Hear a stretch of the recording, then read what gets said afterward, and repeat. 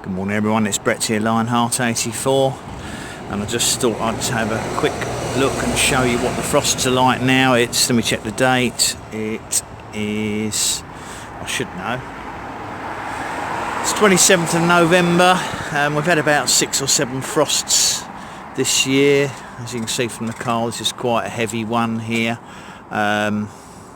I've still got some tropicals outside, so I just thought I'd put this bit of the video at the start, and then at the weekend we'll have a look and see what effect it's had on the more tender plants that I've still got outside. So I'll stop the video for now and then link to it the plant one in a couple of days' time. So here we've got part 2 of that frost video to look at the damage on the tropicals I've still got outside. Now we've had about 6 or 7 frosts so far this November since the weather turned cold, and up till now the tropicals that I got outside had been reasonably okay and unaffected, but that frost that I filmed a couple of days ago on the car was a very heavy one. Now there is a need to make a distinction between frosts and an actual freeze, because here in our climate with our sort of damp excuse me, our damp atmosphere and the way the weather works, you can actually get frosts when it's 2 or 3 degrees centigrade, so about 36, 37 Fahrenheit. You can actually have a frost, but that is not the same as a freeze when it drops to 0 or below. Now this is a Tamarillo here. Now these are particularly prone to frost damage because obviously they're a very broad-leafed plant, but this didn't actually suffer at all with the earlier frosts. But that one we've just had, as you can see, has completely killed the leaves off, although at the moment the main stem looks okay.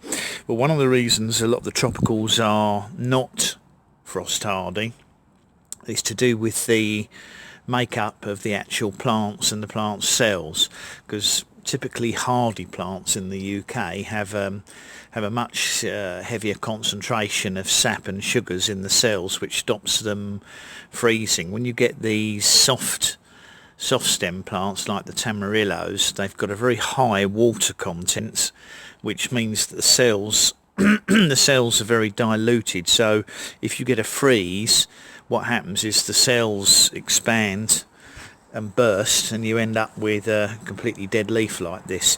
Now these will be killed by probably -2 centigrade, so about 27, 28 Fahrenheit will be enough to kill a Tamarillo completely. But at the moment all I've lost are the leaves on it. And if I have a look at the others, this is a larger one. I will try and fit it inside, but I've got a serious space problem at the moment with getting plants inside. But you can see the damage this one here has taken, although at present the actual stems look reasonably intact, but a little bit colder and they could collapse as well. But if you look at the 2 that were standing right next to the house wall, you can see the damage has been of a lot lower level. This is the one next to it is a Brugmansia, which is an angel's trumpet, so that's suffering badly. I'm going to try and squeeze it inside. I just haven't got room for the plants, unfortunately, at the moment. But and yet you look at this Satsuma, it's got 0 damage, but of course it is a much firmer leafed and stem plant. And sometimes when you get things like citrus, they do look as if they haven't taken any damage, and then suddenly a week later they can completely go brown and die. And next to it here is a lychee, and that still looks okay.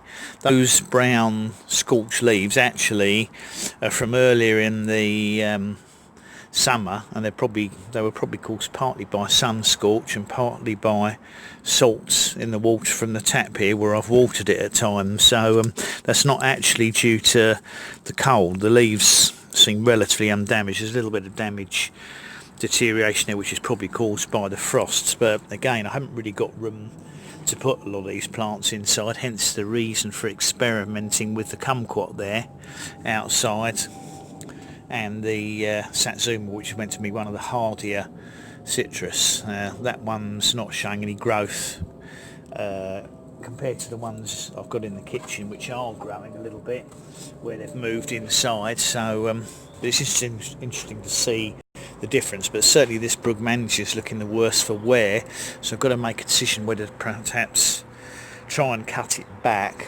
hard and hope it survives outside if I put it in a sheltered corner, or whether or not just to leave it and say, well, I've had good use out of it, but I haven't got anywhere to put it, and you just have to suffer sometimes. But interesting, some things are much hardier than others. This is a Schefflera, or variegated umbrella plant. Now, at the moment, it showed 0 damage at all, so obviously they're hardier. Whereas if we go round here, I'll show you my Alocasia, which is the elephant ears plant, and again it's another broad-leafed, soft-leaf plant, and you can see the damage the frosts have done to that, and it really only dropped to 0 degrees. That's the lowest we've had. Most of the frosts we had occurred at sort of about 2 degrees centigrade, and they're really an air frost or a very light ground frost rather than actual freeze.